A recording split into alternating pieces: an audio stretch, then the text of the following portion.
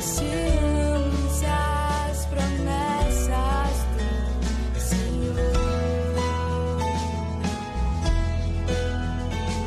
Unidos por conta de Cristo, focados na nossa missão, servir, amar, ensinar ao nosso irmão. Confiamos em Cristo, entregamos nosso viver, damos graças por Cristo nos salvar pela fé. Confiamos em Cristo, entregamos nosso viver. Seja feita a tua vontade, para sempre. Amém.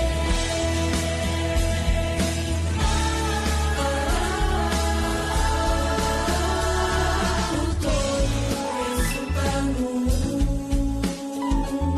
um corpo com tantos alvos, uns com os outros, firmes no amor, ansiamos as promessas do Senhor. Unidos por conta de Cristo, focados na nossa missão, servir, amar, ensinar ao nosso irmão. Confiamos em Cristo, entregamos nosso viver, damos graças por Cristo nos salvar pela fé.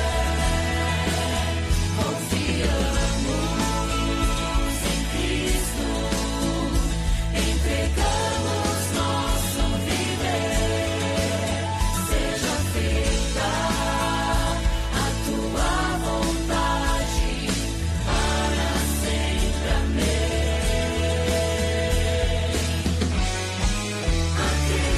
Acreditamos no poder do Espírito Santo, que nos capacita para cumprir nossa missão.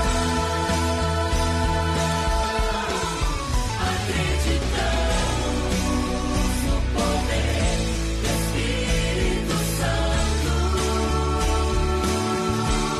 que nos capacita para cumprir nossa missão. Confiamos em Cristo, entregamos nosso viver, damos graças por Cristo nos salvar pela fé. Confiamos em Cristo, entregamos nosso viver. Seja feita a tua vontade, para sempre. Amém. Para sempre. Amém.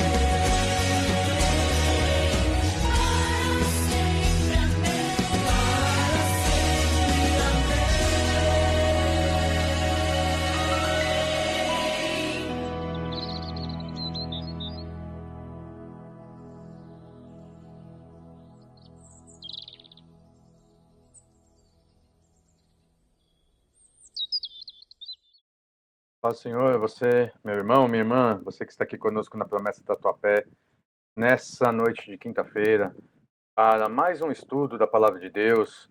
Muito obrigado por você estar aqui conosco, por você ter aí disponibilizado essa parte do seu tempo, para se aprofundar, estudar mais a Palavra de Deus. Que onde quer que você esteja desfrutando aí da paz e da graça do nosso Senhor Jesus Cristo. Tema do nosso estudo de hoje está aparecendo aqui em cima. O que é a verdadeira teologia bíblica? Daqui a pouquinho o pastor José de Oliveira estará aqui conosco, vai nos conduzir aqui, vai direcionar o nosso estudo e nós sempre pedimos a ajuda dos irmãos, tá bom?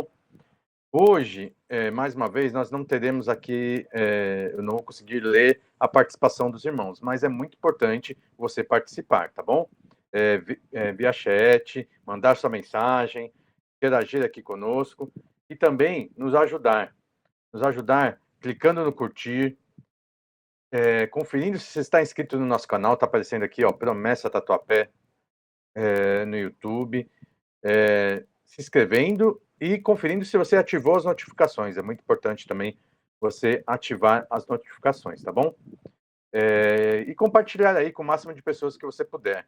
Na nossa página no Facebook também, siga lá a nossa página, curta a nossa transmissão aqui, compartilhe aí com o máximo de pessoas que você puder. É sempre muito importante você nos ajudar aí dessa maneira, compartilhando, curtindo e participando via chat aí, o chat está aberto, nós podemos interagir aí uns com os outros, mandando mensagens, mandando opinião sobre o tema de hoje. Então, é muito importante, participe aí conosco, tá bom? Nós queremos aí a participação de todos os irmãos. Mesmo hoje nós não lendo aqui, que você possa participar aí e que nós tenhamos aqui momentos muito edificantes na palavra do Senhor. Amém? Então, depois desses recados aí iniciais, vou chamar então o pastor José de Oliveira para vir aqui participar da nossa transmissão. Paz, senhor pastor, seja bem-vindo e obrigado mais uma vez estar aqui conosco para nos conduzir aí, nos ajudar nesse estudo. Fique à vontade aí para cumprimentar os irmãos, fazer aquela oração inicial e a explicação inicial sobre o tema de hoje, o que é a verdadeira teologia bíblica. Que a paz do Senhor Jesus continue reinando em todos os corações. É mais uma vez um momento alegre, feliz, porque é um momento de crescimento, de edificação. A máxima estabelecida pelo Espírito Santo através de Paulo, tudo para edificação, ela se aplica também a momentos virtuais, né? Logicamente que o apóstolo São Paulo não imaginava que aquilo que o Senhor colocaria na sua caneta, nos seus lábios, né? Que fazer, pois, irmãos, quando vos reunis, um tem salmo, outro tem doutrina, outro tem revelação, faça-se tudo para a edificação. Então, tudo para a edificação é a máxima estabelecida pelo Espírito Santo para reuniões, para ajuntamentos. E nesses tempos modernos, nós temos esses ajuntamentos, essas reuniões virtuais. Seja bem-vindo a esse momento e que Deus fale com profundidade ao seu coração, que todos nós saiamos mais crescidos, mais abastecidos, mais nutridos na palavra de Deus.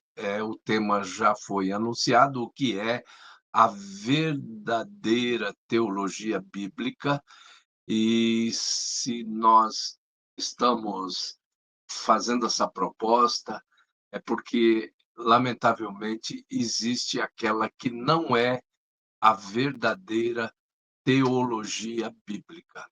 Prepare-se, abra o seu coração, sua mente, e Deus tem algo para acrescentar aos seus arquivos mentais, meu irmão, aos seus arquivos mentais, minha irmã.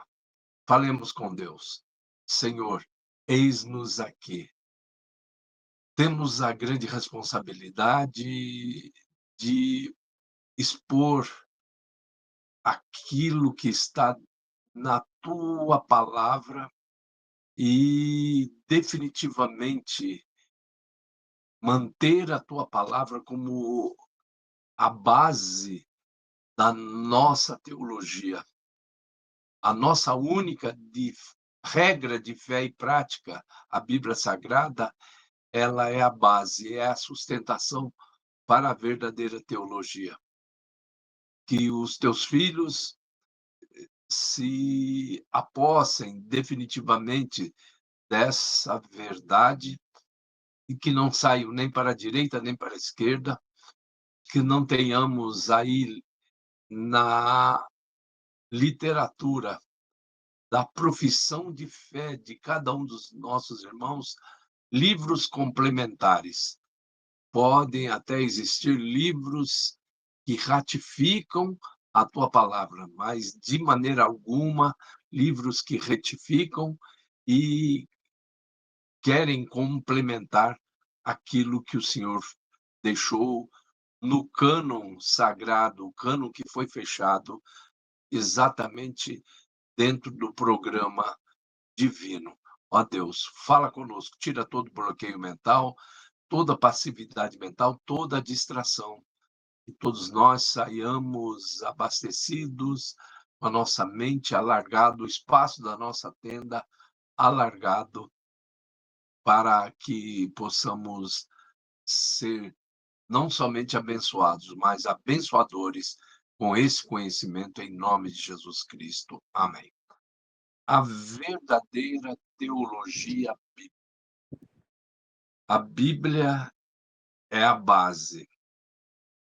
Sem a Bíblia, nós entramos num relativismo absurdo, num relativismo que poderíamos até chamar de irracional.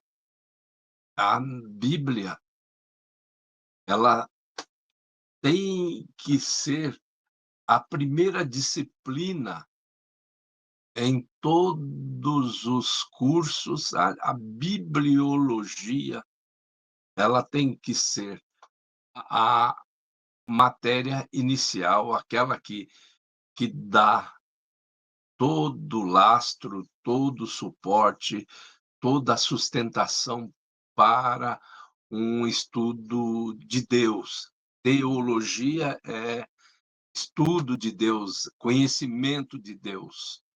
E nós só podemos conhecer Deus a partir da Bíblia Sagrada. E Jesus, ele fala exatamente isso. Nós vamos ler isso em João 5 e versículo 39.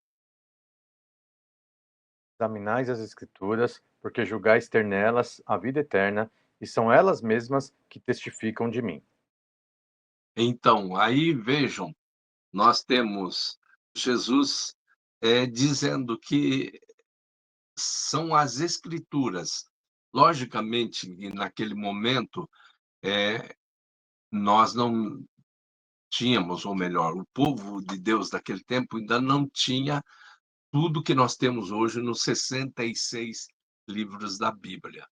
Mas o que tinha era aplicado como palavra de Deus, a Torá, os Salmos, o livro de Isaías.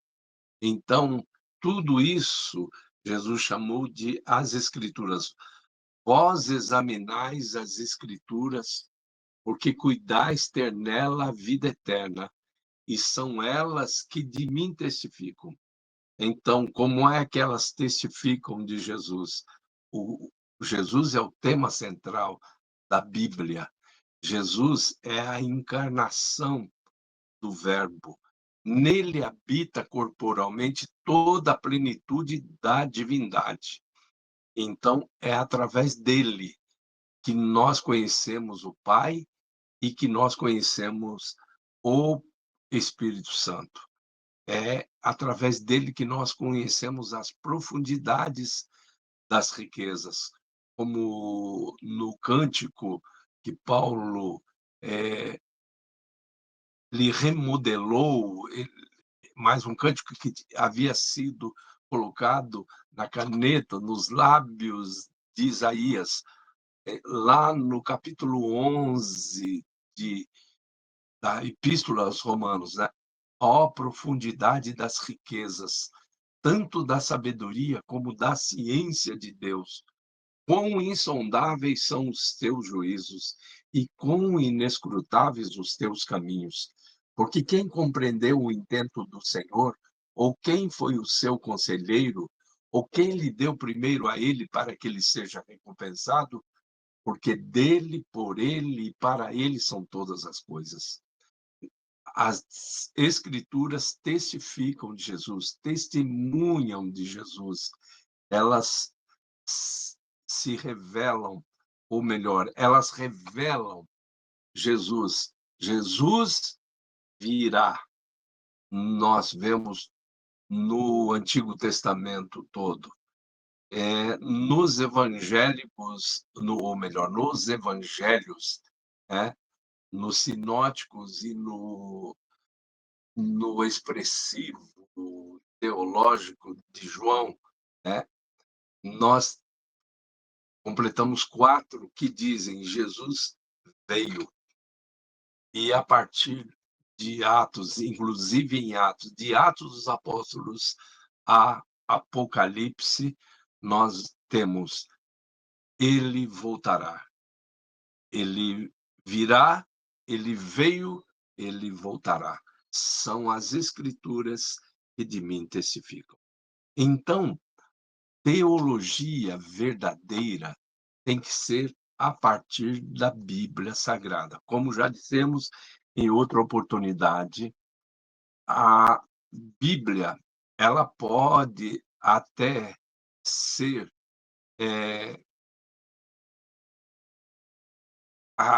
confirmada, ratificada. O termo é ratificação, é não retificação. Ela é ratificada em muitas outras literaturas no mundo. Nós temos uma sociedade bíblica no Brasil que produz, é o livro mais vendido no mundo.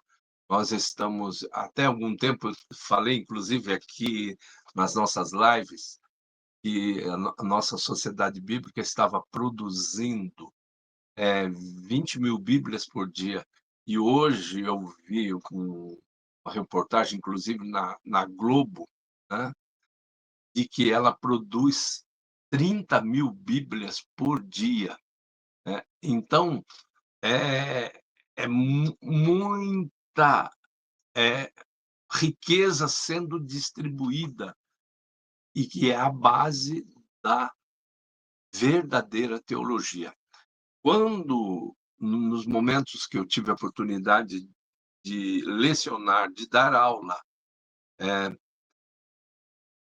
sobre teologia sistemática, a teologia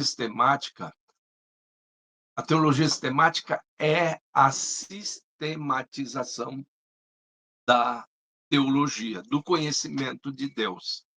Então, a primeira disciplina dessa área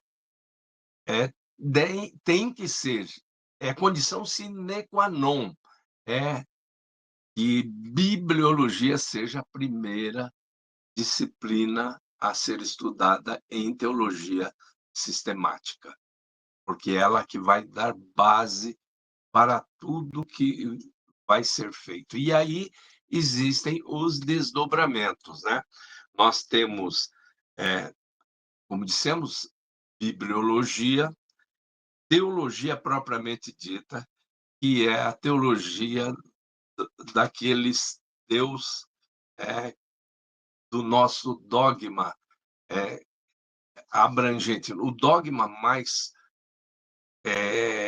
base,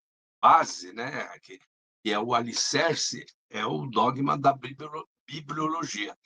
Vemos que a Bíblia é a nossa única regra de fé e prática. Então, em cima desse dogma, vem aqueles dogmas, e o maior deles é esse, Cremos no monoteísmo subsistente através de 3 pessoas, indivisíveis na sua essência e coiguais em poder e glória. Então, verdadeiro Deus, é a teologia propriamente dita, é a primeira disciplina. Em terceiro lugar, nós temos a doutrina do Pai, que chamamos de abalogia. É abalogia, a doutrina do Pai. Na maioria dos seminários, das faculdades de teologia, não se debruçam sobre essa doutrina do Pai, a abalogia, mas é uma doutrina riquíssima a partir da Bíblia Sagrada, com revelações lindas, porque nós temos a condição essencial desse Deus, Elohim, expressa a pluralidade, cremos no monoteísmo, subsistente através de três pessoas, indivisíveis na sua essência e iguais em poder e glória. Nós temos a condição essencial, mas nós temos a condição funcional. O Pai, o Pai de nosso Senhor Jesus Cristo, que se torna nosso Pai através de a compra que Jesus faz, o pagamento que Jesus faz, o resgate que Jesus faz e nos torna filhos do Pai Celestial, filhos mais novos. Jesus, o filho mais velho, e nós, os filhos mais novos, né? E é bom lembrar que nós seremos salvos não enquanto apóstolos, como estão por aí brigando e com essas verdades distorcidas, né? Porque apóstolo não é uma indicação horizontal, é uma indicação vertical, como está lá no recrutamento de Jesus aos seus discípulos. Depois disso, chamou 12 discípulos, aos quais também chamou de apóstolos. E essa palavra no aramaico mostra uma indicação totalmente vertical. Não há nada horizontal. Não tem homem que faça um outro homem apóstolo, né? Mas não é esse o nosso assunto hoje. Mas o Pai, ele precisa ser bem trabalhado, entendido nessa disciplina a abalogia. Depois vem cristologia, que é a doutrina de Cristo, mostrando o Cristo virá, o Cristo veio e o Cristo voltará, o seu ministério terreno, a sua posição no universo como centro de todas as coisas, é o trabalho de ratificar aquilo que a própria palavra diz. São elas que de mim testificam.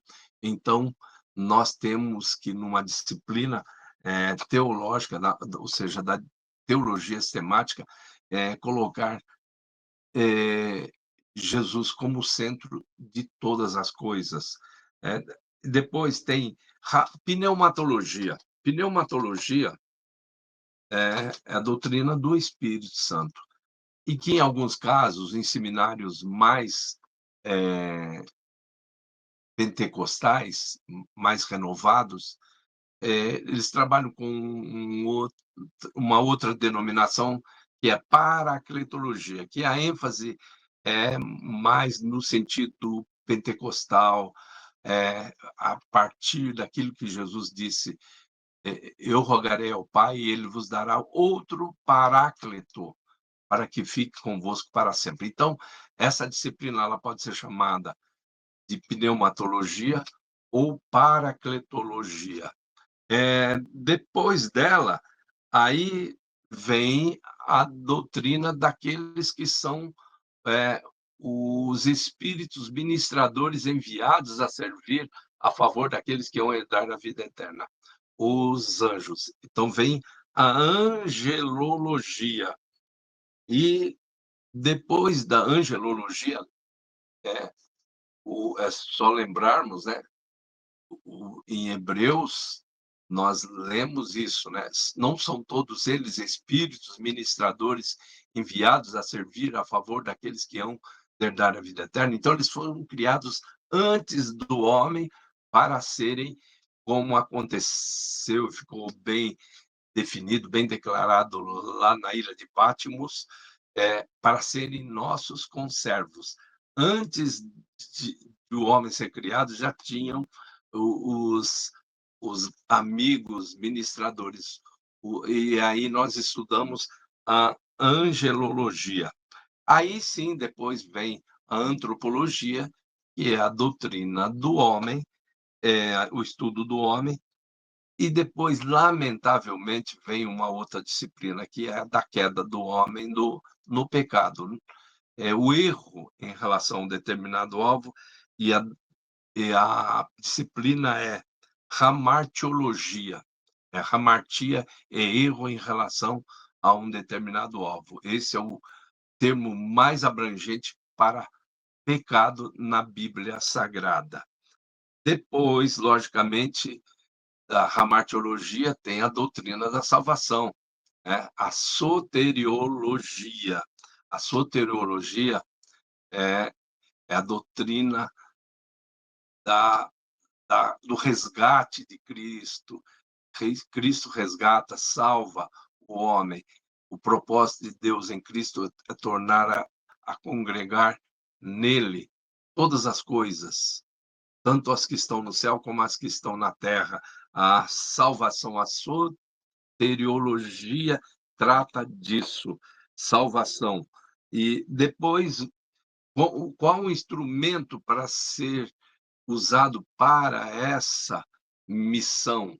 É, aliás, não é missão, é comissão, porque a missão é de Deus, a missão é de Cristo, é missio Dei, mas para a igreja é a comissão. Então, ele deixou a grande comissão. Então, vem a igreja, a eclesiologia.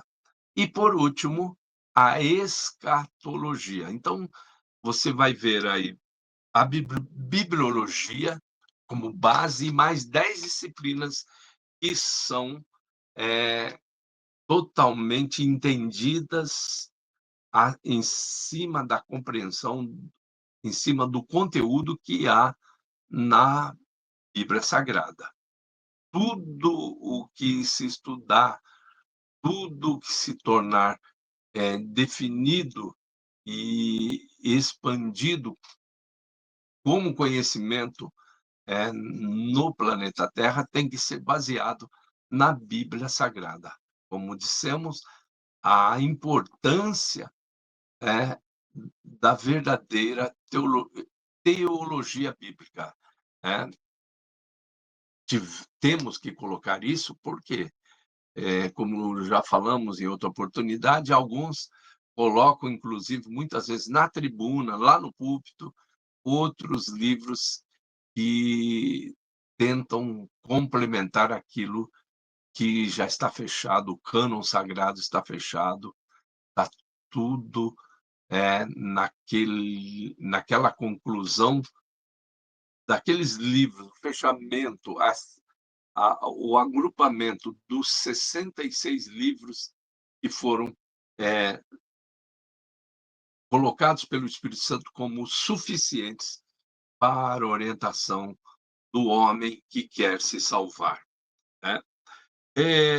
Nós, então, temos que, nesse púlpito, nós vivemos num tempo em que as pessoas gostam muito, né? Os grandes eventos, as pessoas gostam de eventos, e para ser um evento tem que colocar o mínimo de entretenimento, né? E aí as pessoas podem fugir disso. Nós temos que falar nesse momento, olha, a essência é a palavra de Deus. A forma, ela pode ser, sim, alterada, sem macular em nada, só pode ser alterada se ela não alterar em nada, macular em nada a essência. Então, os princípios são eternos, né? Os paradigmas são transitórios. Então, É muito importante nós entendermos isso. Por quê? Porque hoje, às vezes, para se ter um público relativamente bom, as as pessoas acabam, inventando algo e precisam, olhar para a palavra. A forma, de maneira alguma, pode macular a essência. A essência é a Bíblia Sagrada. Como dissemos, nossa única regra de fé e prática. E aí você pergunta: "Mas será que dá para ter um culto gostoso mesmo, só com Bíblia? Só com Bíblia?" Muita gente pode achar: "Não, mas esse negócio só Bíblia é um negócio meio chato, né?"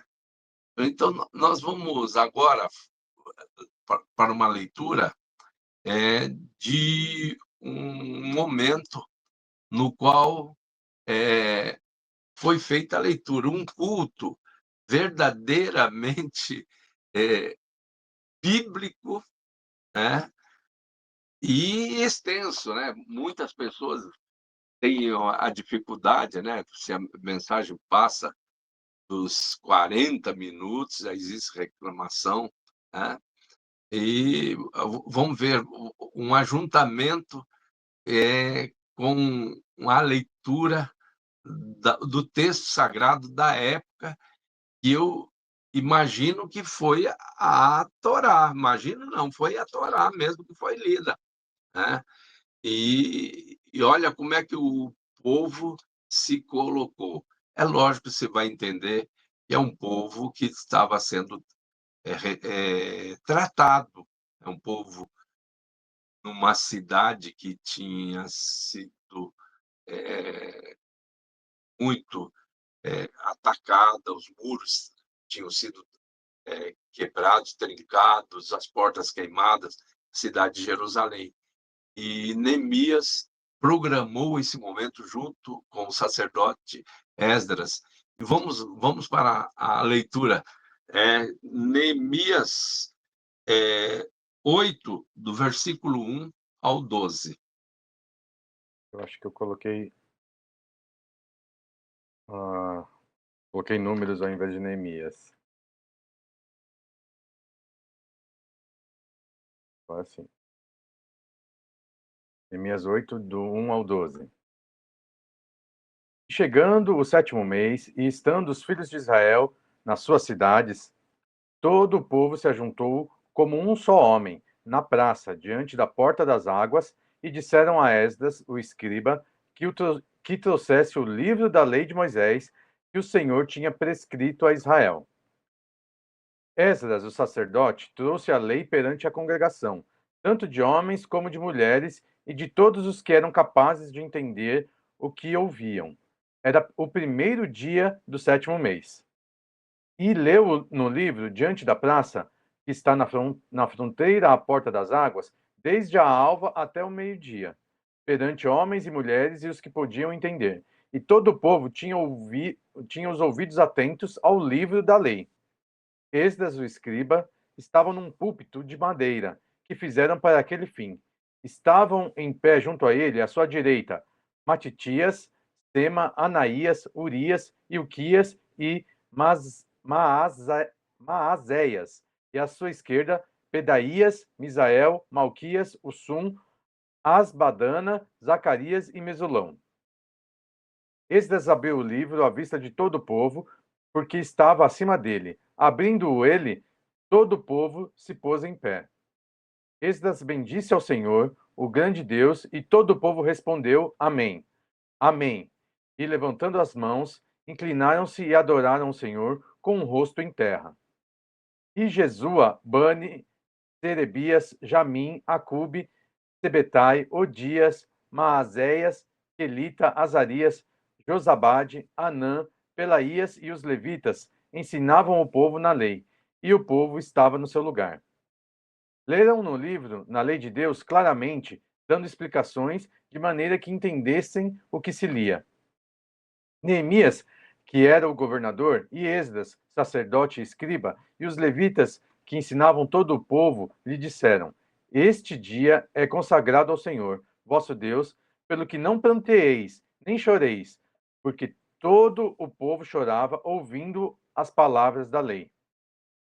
Disse-lhes mais: Ide, comei carnes gordas, tomai bebidas doces e enviai porções aos que não têm nada preparado para si, porque esse dia é consagrado ao nosso Senhor. Portanto, não vos entristeçais, porque a alegria do Senhor é a vossa força. Os levitas fizeram calar todo o povo, dizendo: Calai-vos, porque este dia é santo, e não estejais contristados. Então todo o povo se foi a comer, a beber, a enviar porções e a regozijar-se grandemente, porque tinham entendido as palavras que lhes foram explicadas. Em outra tradução, nós lemos assim, e faziam que em lendo se entendesse. Interessante. Nós vamos selecionar algumas coisas. Olha só, eles liam em alta voz, né, para que as pessoas entendessem. Para quem podia entender. E eu imagino, queridos e queridas, que haviam cegos e havia realmente um aperfeiçoamento na leitura que se chama ledoria. Faziam que, em lendo, se entendesse, né. Então, e esse povo entendeu, eles ficou todo esse povo como uma só pessoa. Pode ver no início da leitura. Vamos para os primeiros 2 versículos, Anderson, por favor.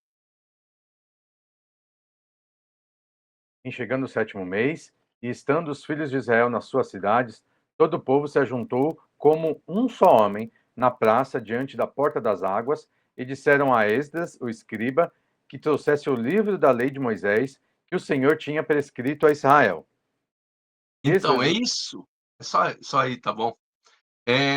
Vejam, como um só homem, eles que pediram a leitura da Bíblia, eles desejavam, eles sabiam que a palavra era alimento, eles sabiam que a palavra era direção, era diretriz para eles. Eles estavam sendo resgatados, porque a sua cidade, é considerada a cidade santa, estava toda eh, quebrada, assim, com seus muros trincados, quebrados, com as portas queimadas. E aí estava acontecendo um resgate. E eles precisavam resgatar não só na parte eh, arquitetônica, na parte de material, de argamassa, de pedra. Não só dessa maneira, eles precisavam ser resgatados na sua vida espiritual, na sua vida existencial. Vejam que isso, para muitos aí que gostam de falar em revitalização, olha, eles revitalizaram, o Deus, usando Neemias, em 52 dias, revitalizou, mas eles precisavam não só de muros fortes, consistentes, de paredes bonitas, eles precisavam de portas também bonitas, logicamente, mas eles precisavam, acima de tudo, de conteúdo. Nem só de pão vive o homem, mas de toda palavra que sai da boca de Deus. É por isso que nós não podemos nos conformar com essas invenções que muitas vezes são trazidas para o quê? Entretenimento. O que alcança o entretenimento pode ser algo agradável no momento, mas não alimenta. É, é a mesma questão daquela alimentação que os pais, muitas das vezes, tiram dos filhos, as mães tiram dos filhos. Não, você não vai comer doce agora, porque isso vai atrapalhar o seu apetite depois. Quando vier a comida consistente, quando vier a comida que vai colocar no seu corpo todos os nutrientes necessários. Então, não se dá doce para não atrapalhar o apetite. Então, nós também temos que pensar nisso. Então, a teologia bíblica é uma das marcas de uma igreja saudável, né? Não dá para trazer algo que, como diria, na linguagem popular, né? Engana o estômago, né? Aquela comida que engana o estômago, né? No sentido físico, mas e no sentido espiritual também. A pessoa recebe até quantidade, mas não recebe qualidade. Então, é muito importante. Então, o que nós lemos? Liam em alta voz a quem podia entender. Então, faziam em quem lendo se entendesse. E todos ouviam com atenção. Nós falamos que se existe um lugar onde tem que haver comunicação, o que é comunicação? Comum vem de como um, como um. É por isso que nós lemos no início, eles toda essa multidão se ajuntou como um só homem. A unidade, a comunicação foi uma realidade e tem que ser no culto, tem que ser. E por quê? Que a palavra de Deus, a Bíblia Sagrada, está sendo ministrada. Quando eles abriram o texto, todos se colocaram em pé e todos entraram na concordância, disseram amém e amém. Reverência e concordância. Reverência e concordância. Isso é muito importante, isso é lindo demais. E é muito importante para que nós tenhamos, né, nós estamos trabalhando aos domingos, as 9 marcas de uma igreja saudável. Essas 9 marcas, elas mostram o que é realmente importante na vitalização da igreja. Em muitos casos, tem que ser revitalização. Mas a alimentação consistente. As pessoas recebem no sábado de manhã a palavra, recebem no domingo à noite a palavra e vão para uma semana de dias úteis, no meio de uma geração corrompida e perversa. Então, os pés dessas pessoas têm que estar sobre a rocha, porque virão ventos da tentação, ventos da provação, ventos da adversidade. Então, ventos de doutrina, esses ventos não abalarão as pessoas que forem nutridas com a mensagem a partir da verdadeira teologia bíblica. Isso é muito importante. E é bom nós lembrarmos que, com o passar do tempo, o povo foi diminuindo. Hoje, por uma questão até de politicamente correto, os pregadores diminuíram os tempos de mensagem para 25, 30 minutos, estourando 35 minutos. E nós vamos ver que esse povo que estava faminto, não de pão físico, mas de pão espiritual, ouviu desde a manhãzinha, desde a alva, quando o dia clareou, até o meio-dia, na Praça Central, ouvindo a leitura. E era leitura, né?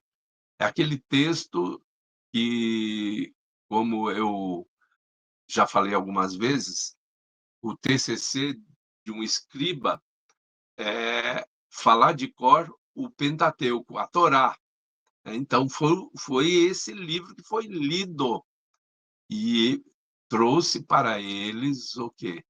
Renovação de forças, trouxe para eles uma alegria a ponto de ser colocado pelos líderes a seguinte afirmação: vocês não podem estar tristes.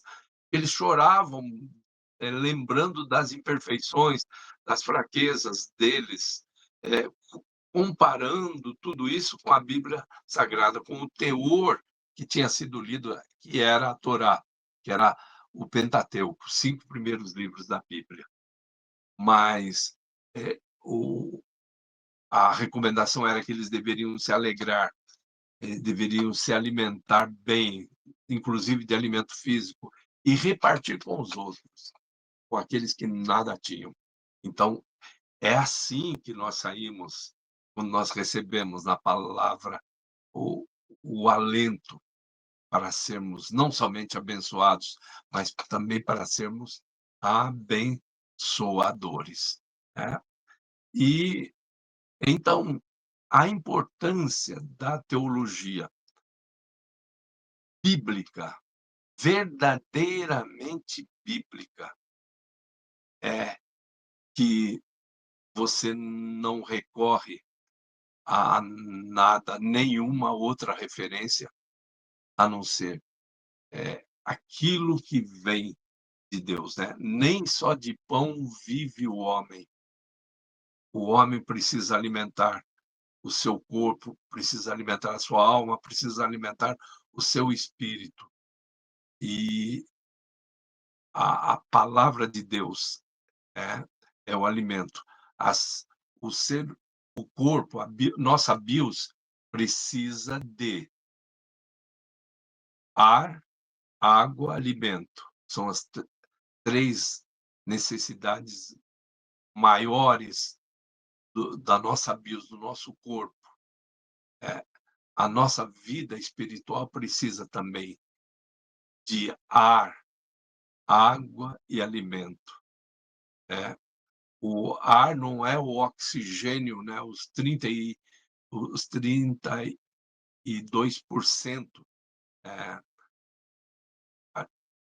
da, da, da atmosfera. Aliás, é 21% da atmosfera é o oxigênio. 21%. O 1% é de outros gases e 78% de nitrogênio. O oxigênio que nós recebemos na casa de Deus é o sopro do Espírito Santo.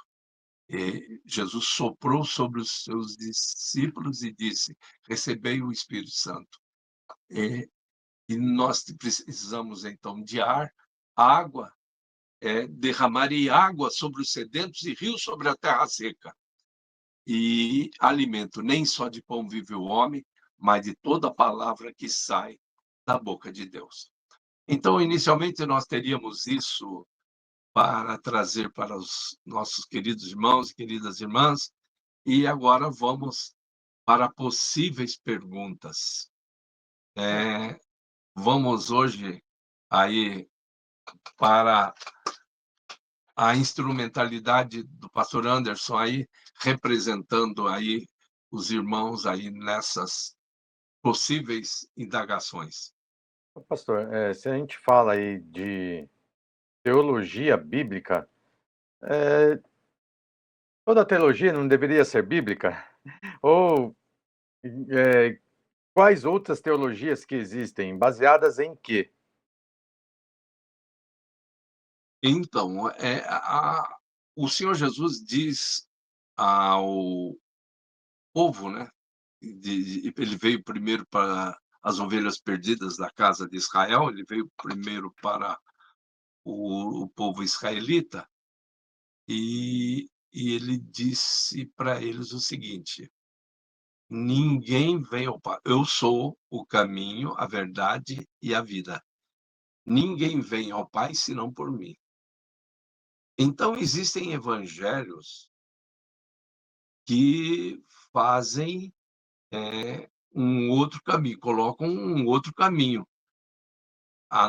que não o diferente do que é Jesus. Eu sou o caminho, a verdade e a vida. Ninguém vem ao Pai senão por mim. Então, todos aqueles que começam a colocar caminhos complementares, adicionais, não são teologia bíblica, né?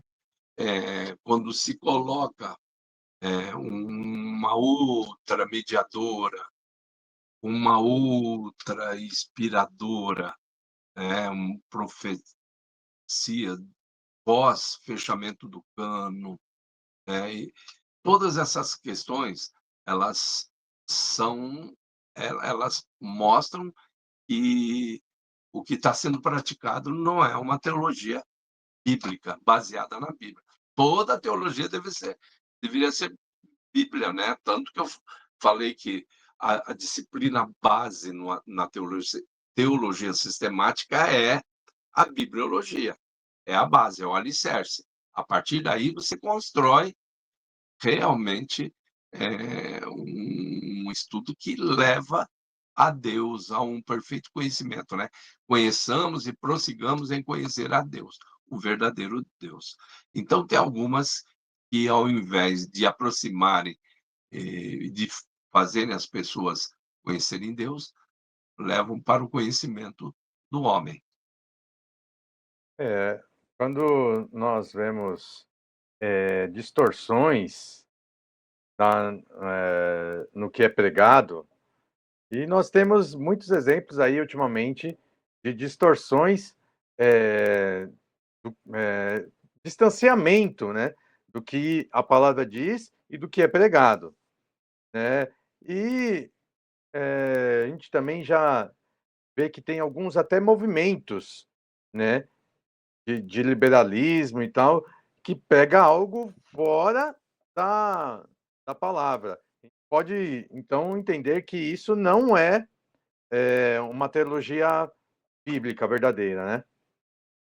Com certeza, com certeza. Nós estamos indo por um caminho, onde um determinado ícone chega a sugerir que algumas partes deveriam ser revistas, né?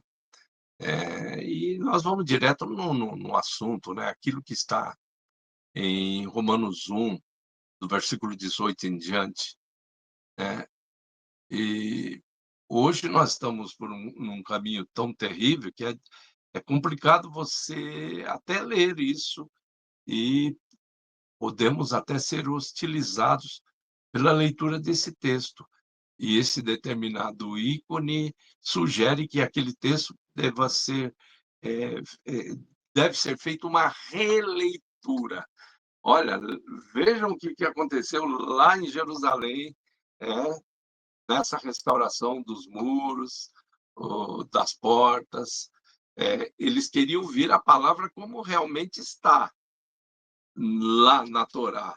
Eles não pediram: altera isso de acordo com as nossas conveniências. Então, hoje, existe um risco grande, inclusive, de pregarmos, por exemplo, Romanos 1, do 18 em diante, e sermos até denunciados. Mas a palavra está ali. Essa é a palavra de Deus, né?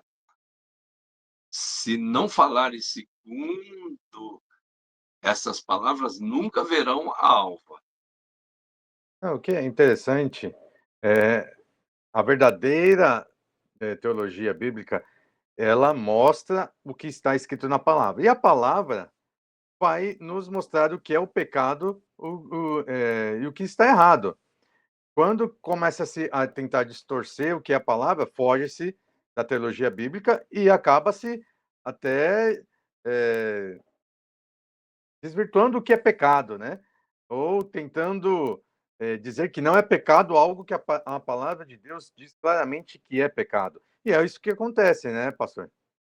Sim, nós estamos com eu não quero nem fazer essa experiência para não as pessoas não eu vou ler, o livro do Gênesis: "E criou Deus o homem à sua imagem, conforme a sua semelhança". Ao invés de ler dessa maneira, eu leio: "E criou o homem, um Deus à sua imagem, conforme a sua semelhança". Será que as pessoas acordam na hora e falam: "Espera aí, não, não, não, não, não é assim não". A verdade é essa. Se você não tiver uma teologia bíblica, baseada na Bíblia, pode sair coisas desse tipo. É, ó, e criou Deus um homem à sua imagem, conforme a sua semelhança, ou criou o homem um Deus à sua imagem, conforme a sua semelhança. Isso algo que está não no sentido literal acontecendo, mas no sentido de filosofia de vida, de estilo de vida. As pessoas estão trabalhando dessa maneira, né. O o Bruno Marquardt disse o seguinte: "Criou o homem um Deus à sua imagem, conforme a sua semelhança". Esse não é o meu Deus, simples assim. E algumas distorções também, nos levam até, eh, a outras teologias, né, da prosperidade, e usam o Deus que é o criador de todas as coisas, o Deus que é todo-poderoso, a serviço do homem, né. Fora, distorcer o pecado, fora passar, ou tentar desqualificar, atitudes pecaminosas, também, tentam distorcer a função ou colocar algum tipo de função em Deus, colocar Deus como um instrumento nas mãos dos homens para ele fazer o que o homem quer, não é isso? Exatamente. O Deus para muitos, eles querem que, o Deus seja servo e não senhor. Na confissão positiva, na teologia da prosperidade, é exatamente isso. E eles utilizam a mesma Bíblia, então só que essa teologia não é bíblica, né. O Jesus fala claramente, né, que, o que proveito terá o homem ganhar o mundo e perder a sua alma? É lamentável, mas o pessoal aí, os, assim, os promotores da teologia da prosperidade trabalham fazendo, eh, essa inversão de valores, né. Deus deixa de ser senhor e passa a ser servo. E é triste. Meu povo, se perdeu, meu povo foi destruído porque lhe faltou conhecimento. Perfeito. Pastor, também, se não me engano, também teve, historicamente, uma teologia da libertação, não é isso? Ah, sim, teologia da libertação, ela foi muito forte e ela se fundiu, né, a um a uma teoria, né, de um pensador, sei lá o que que ele pode ser chamado de pensador ou não, se só de pensador, né, e a teologia se fundiu com o marxismo, né, a teologia da prosperidade, e causa muitos transtornos na ordem, né, estabelecida por Deus, né. O que é quais são os valores de Deus, né? Deus quer que que exista o ter, mas o ter tem que ser servo do ser. Deus quer que tenhamos o estar, mas o estar tem que ser servo do ser. Então, a prioridade máxima do ser humano é ser isso. Ser é Deus. Deus deixou essa marca que está no nosso DNA, né? No tetragrama de Deus está no nosso DNA, 10565. É ser. Ser é o sentido da nossa vida. Ser. Deus é ser. Eu sou o que sou.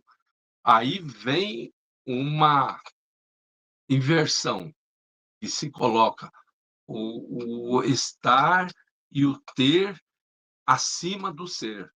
Então, isso é um perigo grande, inclusive nessas aberrações que nós falamos anteriormente, que é a questão da confissão positiva e da teologia da prosperidade. Mas vejam, nós temos uma, umas coisas que podem sair nas tribunas que são assim fortes, assim, quando a teologia não é bíblica. São 7 pecados do meio evangélico que são apontados pela ética cristã. O que é ética? Ética é a ciência da moral, a noção do certo e do errado. Isso aplicado à vida cristã, a ter Cristo como modelo, a ter sempre em nós aquela pergunta: em meus passos, ou o que faria Jesus? Em meus passos, o que faria Jesus? O que Jesus pensa a respeito disso? Isso é o que rege a ética cristã. Então, vejam bem, aí começam a aparecer. A gente nota nesses tempos todas essas situações, né?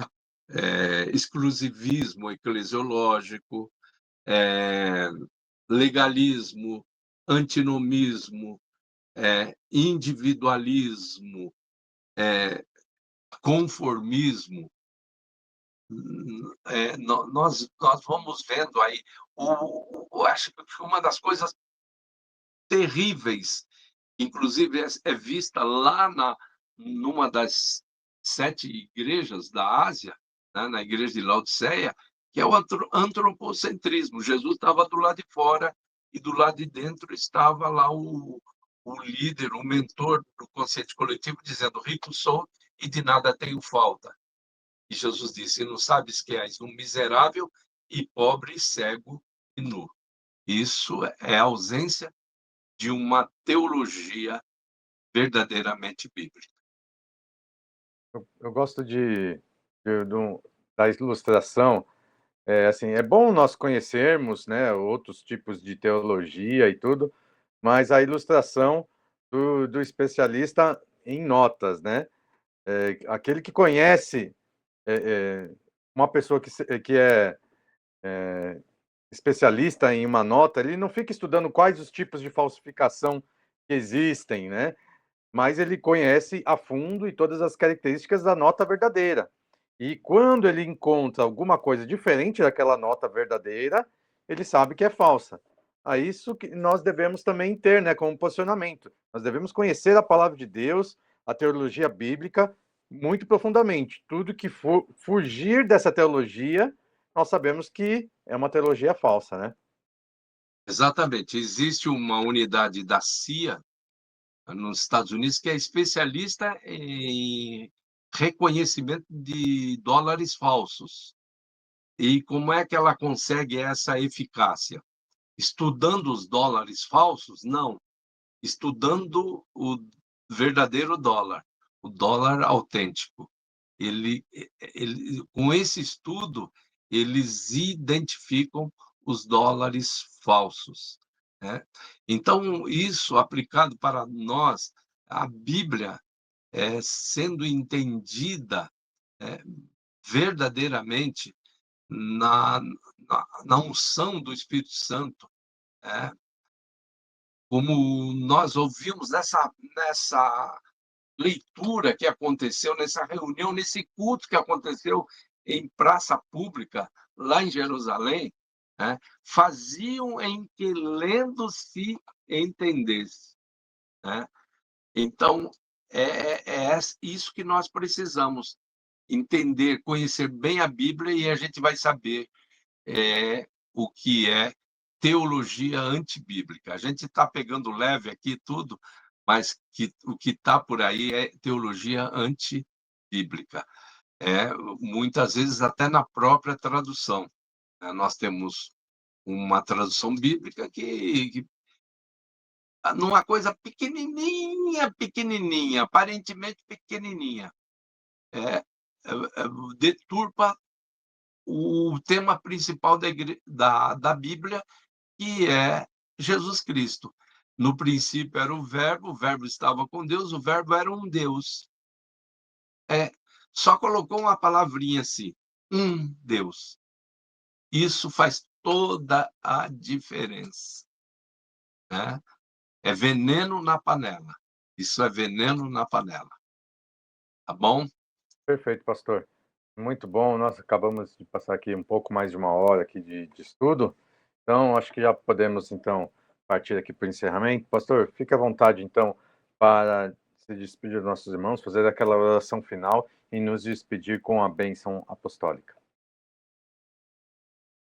E nós tenhamos aí um restante de semana abençoadíssimo, debaixo da bênção, da graça de Deus, e o Espírito Santo, que é aquele que glorifica Cristo. Ninguém diz que Jesus Cristo é o Senhor, senão pelo Espírito Santo. Então, que esse maravilhoso Espírito Santo nos faça cada vez mais entendidos. Ele vos fará lembrar todas as coisas que eu vos tenho falado. Jesus disse a respeito do Espírito Santo, que é ele que nos leva a um perfeito entendimento. Ele é o perfeito intérprete da Bíblia Sagrada.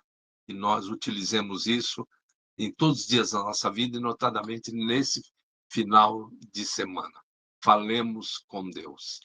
Senhor, muito obrigado por esses momentos, que o teu maravilhoso Espírito Santo possa completar aquilo que, por imperfeição, limitação nossa, não ficou completo. Que o Espírito Santo complete nas mentes, nos corações, toda a mensagem, toda a austeridade que devemos ter em relação a um púlpito totalmente bíblico, a uma tribuna totalmente bíblica, a uma pregação totalmente bíblica. Trabalha na vida de todos, Senhor, em nome de Jesus Cristo, e dá-nos um final de semana abençoadíssimo. É o que te pedimos, Senhor, que todos aqueles que participaram dessa live se sintam abençoados, alcançados pela tua mão, em nome de Jesus. Amém.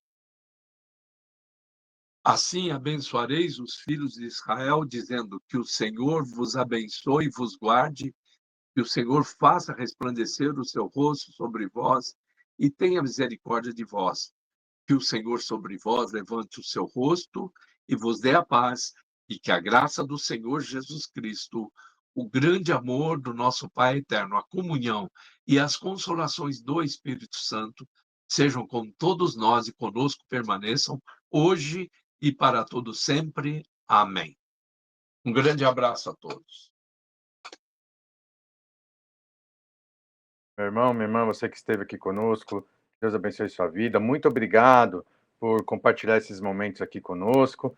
Que você tenha um restante aí de semana abençoado. No próximo sábado nós estaremos lá presencialmente na Rua Guaraciaba, número 198. Se você puder, esteja conosco para unirmos forças e louvarmos, adorarmos a nosso Senhor, cultuarmos a nosso Deus juntos. Se você não puder, nos prestigie também virtualmente. Nós fazemos a transmissão tanto da nossa escola bíblica quanto do nosso culto. Nós iniciamos a nossa escola bíblica às 10 horas da manhã, o nosso culto às 11 horas da manhã, tá bom? Nós tenhamos, então, um restante de semana abençoado. Nos vemos sábado, se Deus assim nos permitir. Até mais.